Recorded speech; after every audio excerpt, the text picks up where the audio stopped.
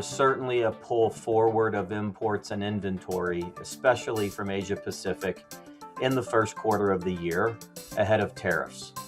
Also, our clients are doing an amazing job of navigating the supply chain uncertainty that exists today, leveraging a variety of different tactics, many of which, they learned in 2018, 2019, when initial tariffs were put into place.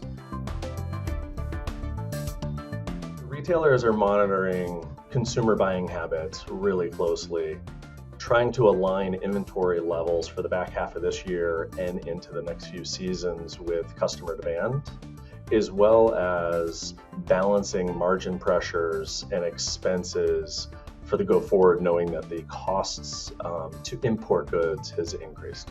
For transportation, what it's showing us is that the new normal is there is no normal. We are seeing an evolution and a changing of transportation patterns. There's been a heavier focus away from the West Coast and to the East Coast. There's been some parity and some rebalancing of where things are coming from an overseas perspective.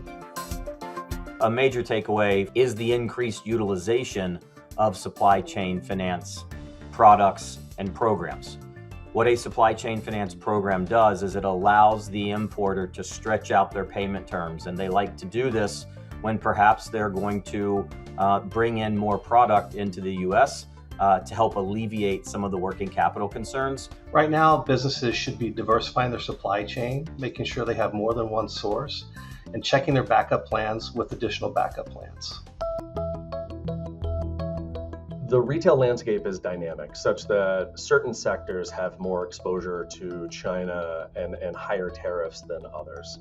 And so tech, furniture, apparel, and footwear are some of the ones that have the most exposure to China. And that's where we're going to see some of the pricing pressures. One industry where we have absolutely seen a significant shift as a result of current supply chain uncertainty is in the automotive parts sector. When I look at our data for the full year through July, we have seen an increase of 25% of product coming into the US from overseas for auto parts. Every industry is different, but they all share a common goal, which is the reliability of their supply chain, their sources, and their products. To be successful, they're following the same basic path. They're looking for diversification. They're looking at domestic sourcing. And their success and ability to do this is really going to be dependent on how focused and nimble they are in their operations. Be on your social media for all of your favorite brands and products, whether it's the retailer or the manufacturer. Be on the lookout for special deals. That's anniversary sales, that's tax-free weekends, anything to kind of take advantage of inventory that might be at a discounted level, potentially opting for private label or trading down on products to stretch the budgets further, and then comparing prices, not just about that specific product, but potentially looking at other products in that category to stretch the budget that much further. Businesses and consumers understand where their products are coming from more than ever, and it really helps them be considerate as they are planning either their business or their personal finances.